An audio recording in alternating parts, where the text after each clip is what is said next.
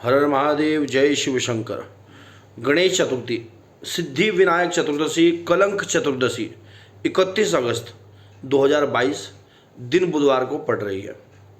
इस दिन चंद्रमा के दर्शन बिल्कुल भी नहीं करने चाहिए। क्यों? क्योंकि श्रापित है। गणेश जी द्वारा श्राप मिला था चंद्रमा को, दर्शन नहीं करना। क्यों श्राप मिला, क्या कारण है, किसने इस दर्द को झेला, उसके बारे में वीडियो में बताता रहूँगा। तो इस बार जो गणेश चतुर्थी है वो 31 अगस्त 2022 दिन बुधवार को पड़ रही है। बड़ा सुंदर योग बना है इस साल में, क्योंकि बुधवार का दिन गणेश जी भगवान का होता है और चित्रा नक्षत्र वृद्धि योग, बहुत सुंदर ये गणेश जी का इस बार पूजन रहना है। बड़ा सुंदर योग बना हुआ है, शुभ योग बना हुआ है, वृद्धि योग बना हुआ है। 31 अगस्त को प्रातःकाल से, क्योंकि एक दिन पहले ही 30 तारीख में संध्या काल के समय पर चतुर्थी तिथि लग जाएगी, शाम को 3:30 बजे के बाद से, और अगले दिन शाम को 3:30 बजे तक ही 31 तारीख में गणेश चतुर्थी रहेगी। तो इसमें क्या करना है, सुबह उठ करके स्नान ध्यान करके, जिन्हें गणेश जी की स्थापना, अब जैसे ज़्यादातर ये महाराष्ट्र में इस पर्व को मनाया जाता था आज से लगभग कुछ साल पहले, लेकिन अब तो पूरे भारत में इस पर्व को बड़े धूमधाम से मनाया जा रहा है। ऐसी मान्यता है कि गणेश जी का आगमन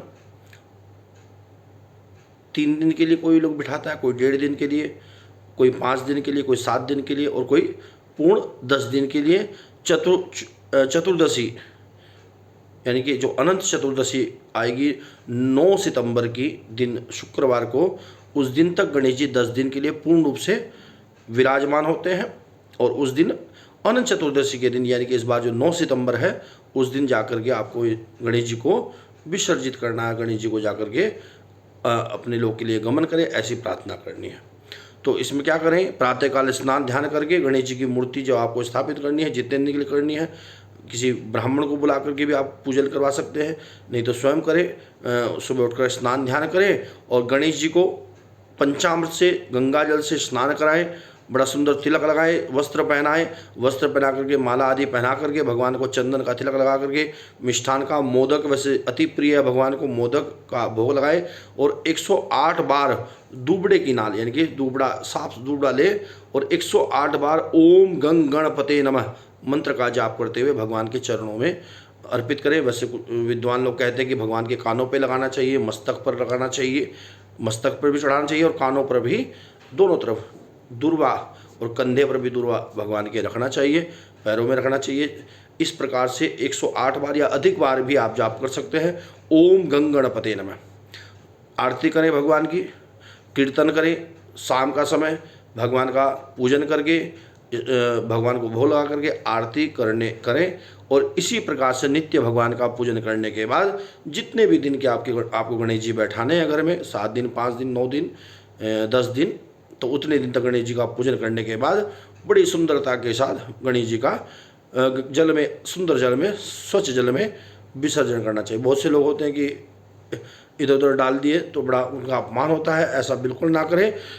किसी गहरे जल में जाकर के ही भगवान का विसर्जन करना चाहिए। अब रही कलंक चतुर्थी की बात, कहते हैं भगवान कृष्ण ने एक बार सत्यराजित के बाद जो संयंत्रक मणि थी, भगवान की लालसा हुई उसे लेने की, लेकिन भगवान उसे नहीं ले पाए और किसी कारण से वो मणि खो जाती है।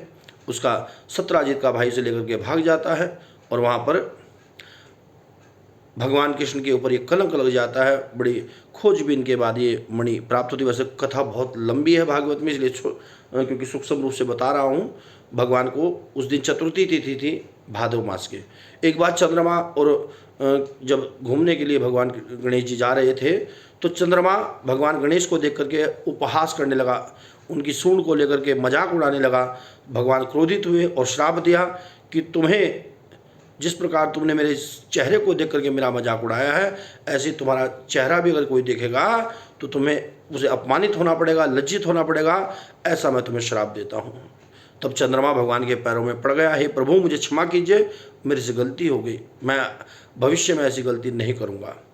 तब भगवान ने कहा देखो अब मेरा श्राप है, दे चुका हूँ, इसे ख़त्म तो नहीं किया जा सकता लेकिन सूक्ष्म किया जा सकता है। इसलिए आज भादो है, जब मैंने तुम्हें श्राप दिया है, भादों का महीना चल रहा है, आज चतुर्थी तिथि भी है, इसलिए जो भी भादों मास की चतुर्थी को तुम्हारा दर्शन करेगा सिर्फ उसे ही कलंक लगेगा।